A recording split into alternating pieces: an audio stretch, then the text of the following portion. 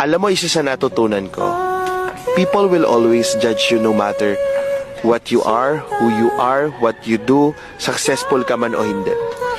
Wala na yatang nakakatakas sa sistema na ganun, no? So, what you need to do is do what makes you happy and don't care about anyone.